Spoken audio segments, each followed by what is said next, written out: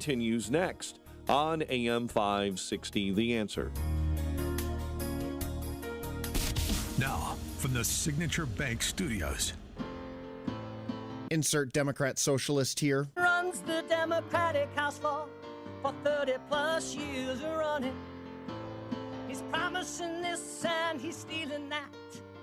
Where can you get that kind of money? He's using your house like his own piggy bank. You ought to know by now. You can pay off your house here in Illinois, but you can never keep up with the taxes. Oh, how it's always been the plan to have a taxpayer pay, no doubt. Not a matter of if anymore, but when. You're moving out. I said, when you're moving out. Top of the morning, Dan and Amy. That theme music means it's time for our weekly confab with the Wirepoints.org boys. We'll be talking to Mark Glennon, the founder, executive editor of Wirepoints, in a second. But I do want to take judicial notice of BLM Brandon, doing the hard work of governing. Yeah. After the defeat of his $300 million property tax, back to the drawing board. Hammering it out. We got to get around a table. We got to roll up our sleeves, and we have to get the job done. For a better, stronger, safer Chicago.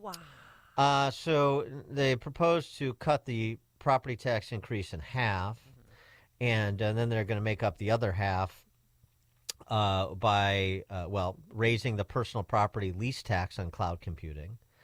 And then they're going to squeeze $14 million out of quote-unquote redundancies and efficiencies in administrative costs. I think that's redundancies and inefficiencies, but right, okay. Whatever. Getting efficiencies. Boy, only $14 million? Man, that is a well-oiled machine when, 7, 8, how much is the city's budget? No, it's got to be more than that. 16, 20 billion? And only $14 million. They're just $14 million away from running on perfect efficiency. Another final $10 million generated raising the tax on streaming services from 9 to 10.5%. My God. I wonder on your streaming services. I wonder if can somebody get Alderman Marty Quinn on the phone too? If this deal is consummated, would that be another good day for Chicago taxpayers? Would that be another good day? These frackin' politicians and these simpletons that prop them up, it's remarkable. You want a lesson that should be in every New York City public school? And, I mean, this is a lesson for CPS and the region. But this is the doing the job from the left. This is so good. Kathy Hochul, the governor of New York State, incredibly, she's the governor of New York State. I guess you had nowhere to go but up when to replace Handsy Andy Cuomo. But talking about the congestion tax, they talk about taxes in New York. This is where Marty Quinn must have gotten it, just like Marty Quinn talks about them in Chicago. Any day they have an increase your taxes is a great day for Chicago taxpayers. Kathy Hochul explaining the congestion tax and how she saved New Yorkers money. It is my job to make decisions that take into account the needs of all working New Yorkers. So I made the decision to put the congestion pricing program on pause while we devise a different path forward. State law requires that congestion pricing simultaneously raise money for the MTA and drive down traffic congestion. These are important priorities. But I believe that no New Yorker should have to pay a penny more than absolutely necessary to achieve these goals. And $15 was too much. And I'm proud to announce we have found a path to fund the MTA, reduce congestion, and keep millions of dollars in the pockets of our commuters. Under this plan, the MTA will implement a congestion pricing plan with a reduced daytime toll of $9 beginning in January. She's my hero. You heard that correctly. It was $15 before, and now it is $9. That is a 40% reduction. This lower toll will save daily commuters nearly $1,500 annually. And that kind of money makes a big difference for our families. Do you understand what she did? Yes. The congestion tax there right now is 0. Right. It was proposed at 15. She's going to make it 9. That's a 40% reduction in the congestion tax. That's a windfall for taxpayers. So get ready for Brandon Johnson and the city council, Marty Quinn, to lead the celebration when they pass this newfangled budget. Say, the proposed property tax hike was $300 million. It's coming in $128 million. We saved you more than 50% on your property tax bill, which translates into a few $100 for Chicago taxpayers. That's a windfall for working families. I know. This is How they spin it. government. These are lessons in government math. I wish we had teachers in these government schools that would take these real world examples and do some math-splaining to the kids, because the adults in Chicago are lost. Remarkable. Mark Glennon, founder and executive editor of Wirepoints. Mark, thanks for joining us. Appreciate it. Good morning, Dan. Were you able to follow Kathy Hochul's math there? Yeah, we got to do that in Chicago, don't you think? New tax is actually a tax cut. It's just the kind of trick we usually play here. Right. We were going to spend X amount. We're only going to spend X minus 1 amount. Therefore, we have achieved glorious savings for the taxpayers just over and over again. And people wonder why they're trying to patch up these budgets at the city and state level. It's kind of astonishing. And it's about as perplexing as Governor Pritzker wearing the cloak of being a champion of democracy, with his, he's apparently trying to brand himself as a pure play for the radical left. And the cloak he's going to wear is that he's defending democracy through that, and he's, in fact, probably the most undemocratic governor imaginable that we've had in memory. They really just have no shame on this and have learned nothing from the election. Why is he the most undemocratic governor? Small d.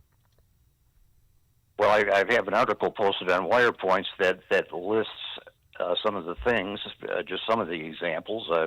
Readers keep reminding me of further ones. But for starters, we had 43 consecutive emergency orders where he ruled by executive fiat during the pandemic, another 38 consecutive emergency orders to implement his personal decisions about assistance for illegal immigrants. Of course, he bought his office with $300 million, bought 2 Supreme Court seats with $100 million, $1 million each for 2 seats. The multiple things that have come out of the legislature that he has signed off on violate the constitutional rights and First Amendment. Remember, a federal judge scolded Illinois for passing a law that tried to muzzle pro-lifers as stupid as well as unconstitutional. It was so foolish that Kwame Raoul threw in the towel and couldn't try to defend it, tried to throw Donald Trump and Robert Kennedy off the ballot.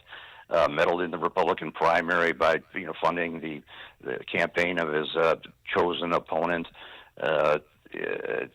Just goes, the list goes on and on.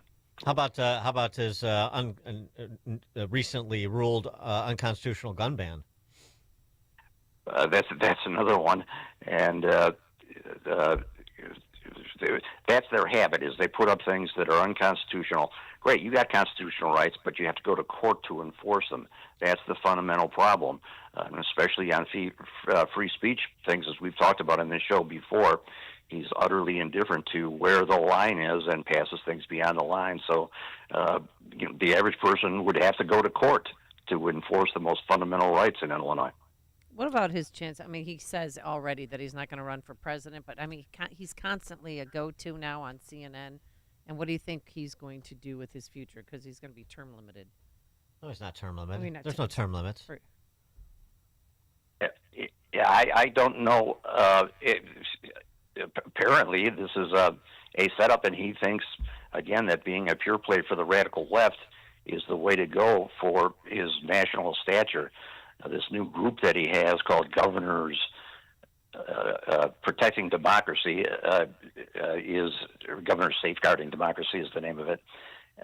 He's only got 2 takers, actually. He and his co-founder, Jared Polis from Colorado. Even the other liberal governors have so far declined to join it, which is kind of interesting, although they're putting up their own resistance in their own ways. So his group is pretty small, but he's put a lot of effort into it. They've got a big, fancy website up, and that's his pitch. He's defending democracy by focusing on his resistance to Trump's policies on immigration and on transgender rights. Gender changes for minors apparently is the other key matter that he's going to focus on through that group. Well, I mean, it could be a ticket. It could be they could present themselves as a ticket in 28. I mean, so Pritzker runs for re-election in 26. Of course, he's not going to talk about presidency until he wins re-election. Then he wins re-election, then he immediately talks about 28 and running for president. That's how it'll go down.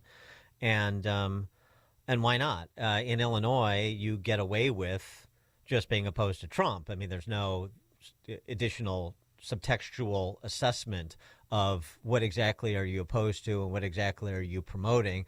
As long as you're standing in opposition to Trump, then you assure yourself, well, apparently at least 50, what did he come in at? 53, 54%? What did she come in at with, actually? 53 or 54% of the electorate. That's good enough.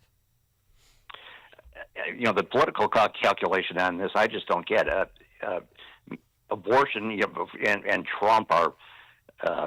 abortion is popular. Trump is particularly unpopular in Illinois. Maybe there's a case to be made that that's a smart play to try to capture the far left vote around the country. But the rest of it, I just don't get. He's thumbing his nose at what Illinois want. Illinois is a centrist state. When you pull them on the issues, they may not vote that way, but for the most part, they are middle of the road. They want to get border enforced and all the rest. Yeah, well, I mean, that's nice that they say those things, but what matters is how they actually vote. How they vote, that's right. I'm sure they like to, all these independent-minded people who are, hard left voters, right? Yeah, that this is all just pretense because, of course, they don't want to come across, especially up there in the Tony North Shore, one of the pockets of lunacy. They don't want to come across as lunatics. They're too educated and too successful. How can I be a lunatic? Well, I don't know. I'm just watching what you do and what you say and who you support and what it's done. And apparently there's not much consideration given to any of those other things about behavior and impact. That really proves the absurdity of Pritzker's position that this is, his cloak of being a safeguarder of democracy. The results, the election results, don't match where people are on policy, and the whole thing is just absurd. Yeah, well, I mean, I agree with you. His position politically doesn't make sense with an eye towards 28, but he'll morph. I mean, they all think they're so clever. He'll morph into something more moderate on some of these issues, I presume, after 26. And again, no need to be specific on things. You just present yourself in a cape and as a safeguarder of democracy, as you said. Anything that you saw from the Illinois election results that is encouraging? No, just that the deterioration was so broad-based. I was just looking at the numbers on college students that it was pretty even. So they're particularly large swing in young voters abandoning the far left, and essentially it's a matter of what's cool, what's acceptable socially for young people, and if they start growing up with the notion, finally, that you can stand up to the left, and that's acceptable within your group, that's a pretty big change, I think, in direction. Mark Glennon, founder and executive editor of Wirepoints, wirepoints.org, all things Illinois policy related. Thanks, Mark. Thank you, Dan. Thank you, and he joined us on our turnkey.pro answer line. You're listening to Chicago's Morning Answer with Dan Proft and Amy Jacobson on AM 560. The Answer. Wesley Financial Group is not a law firm. If you own a timeshare, don't miss this public service announcement from Chuck McDowell, founder of Wesley Financial Group. If you receive an unsolicited phone call or mail piece to discuss selling, renting, or especially canceling your timeshare, don't fall for it. If you really want out of your timeshare, hang the phone up immediately or throw that mail piece in the trash and contact your timeshare resort or Wesley Financial Group for assistance with your timeshare. As the only Inc. 500 timeshare cancellation company, our knowledge, experience, and results has made Wesley a trusted resource for over 40,000 families we've helped get out of their timeshare. Give us a call, and I'll send you our timeshare exit information kit free with the straight facts about your timeshare and all of your options